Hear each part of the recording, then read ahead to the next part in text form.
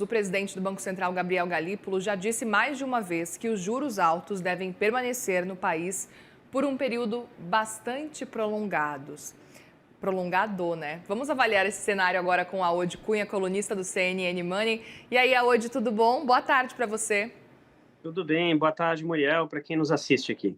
Vamos entender um pouco mais sobre esse cenário aqui, olhando para a macroeconomia do Brasil. E aí tem muitas questões para a gente tentar entender, porque no fim do ano a expectativa era de que talvez existisse algum corte de juros neste ano agora ainda, mas as projeções parece que estão mudando, mesmo apesar de que o Banco Central não está cravando isso exatamente, né? Como é que você está enxergando esse cenário? A gente vai ter um corte talvez na sua avaliação nesse fim de ano ou corte de juros só lá para o ano que vem? Muriel, ainda o cenário pode ir mudando, né, até o final do ano, vai depender muito do quanto que a atividade vai retrair. A gente tem alguns indícios, né, de crédito já diminuindo essa aceleração, nível de endividamento das famílias altas, o quanto que isso vai afetar o consumo e aí a inflação vem mais para baixo ainda.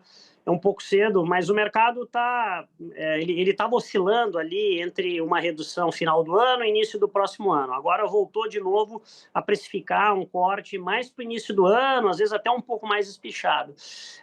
E o que está por trás disso, né, dessa demora mais num corte de juros, é porque a atividade ainda a atividade econômica está bastante aquecida, a gente está com taxa de desemprego nas mínimas históricas e a meta de inflação do Banco Central, que é de 3%, a gente precisa lembrar de vez em quando disso, né? O núcleo da meta é 3%, ela ainda está bem acima, já reduziu a expectativa de inflação no final do ano, mas está acima de 4, está entre 4,8 e 4,9, então bem acima ainda.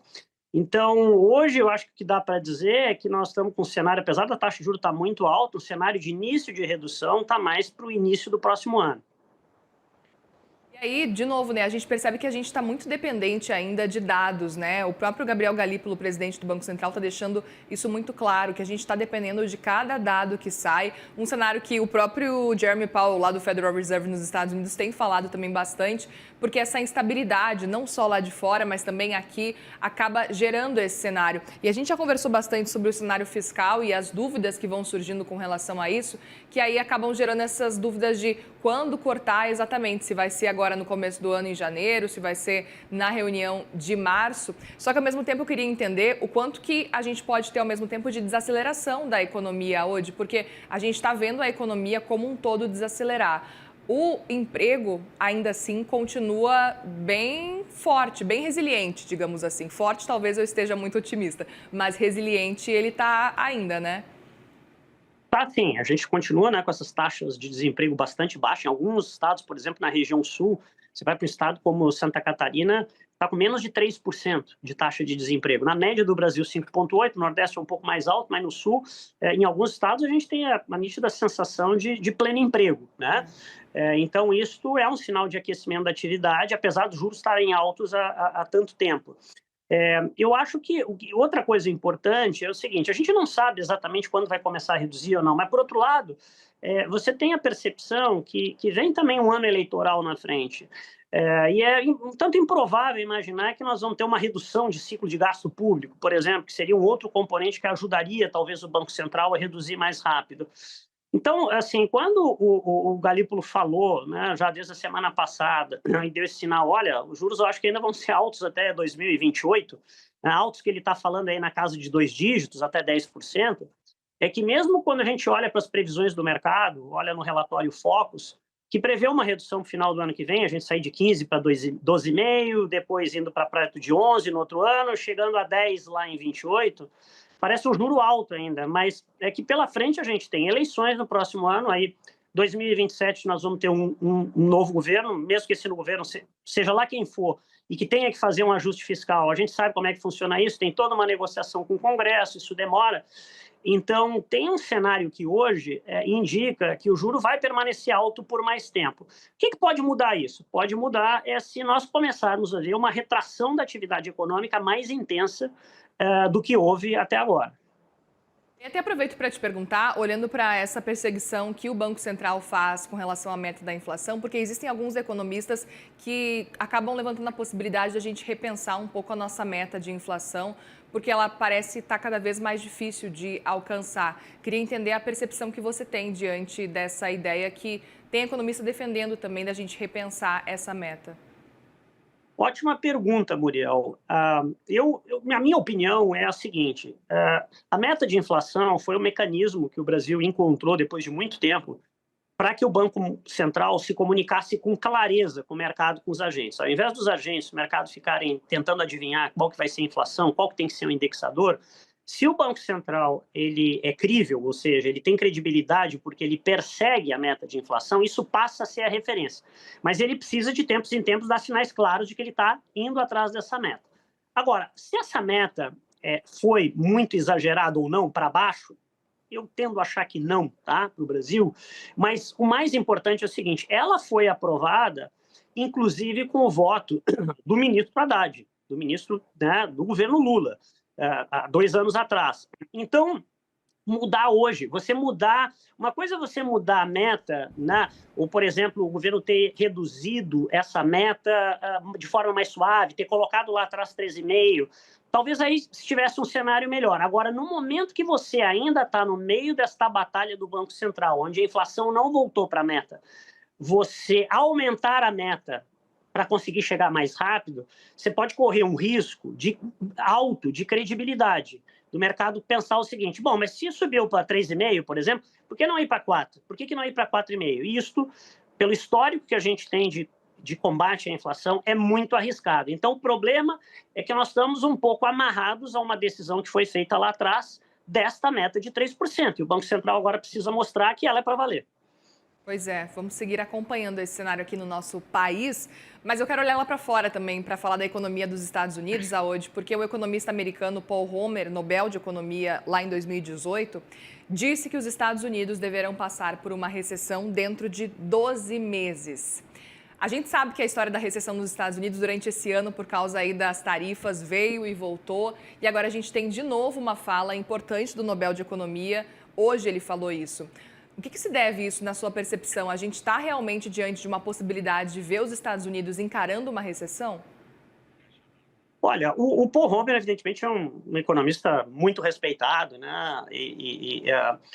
No mundo todo, tem contribuições enormes do ponto de vista de teoria econômica, de crescimento econômico, né? Que foi o próprio mote do Prêmio Nobel agora recente.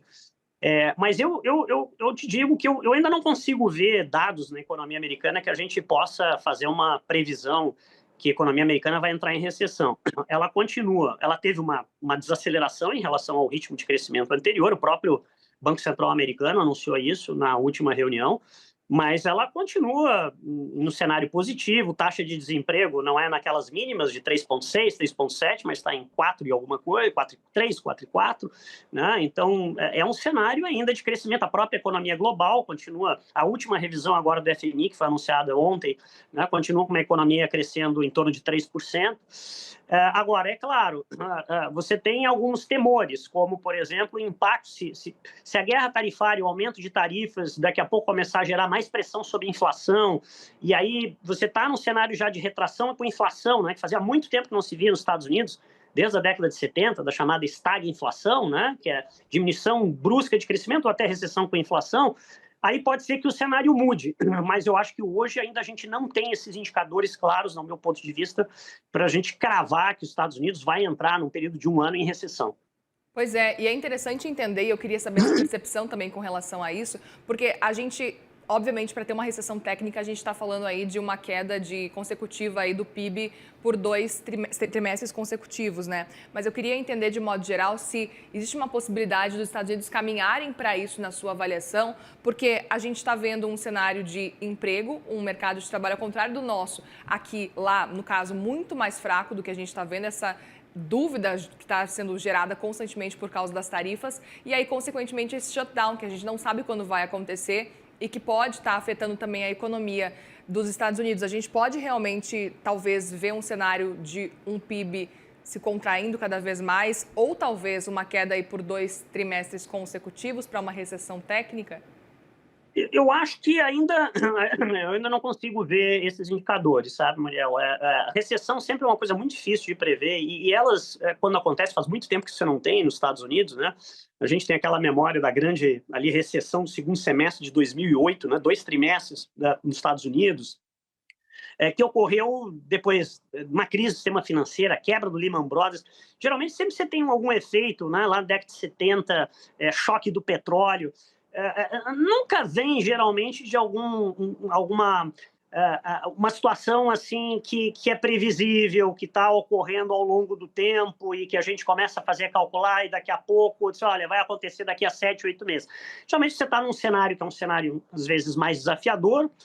Hoje a gente tem um pouco dessas dúvidas, efeito de tarifa, inflação, o Banco Central precisa desacelerar a taxa de juros, mas por enquanto ainda parece um cenário de um pouso suave, como a gente chama. Né, que é a inflação reduzindo, aí o juro reduz, aí o crescimento diminui, mas não entrando em recessão.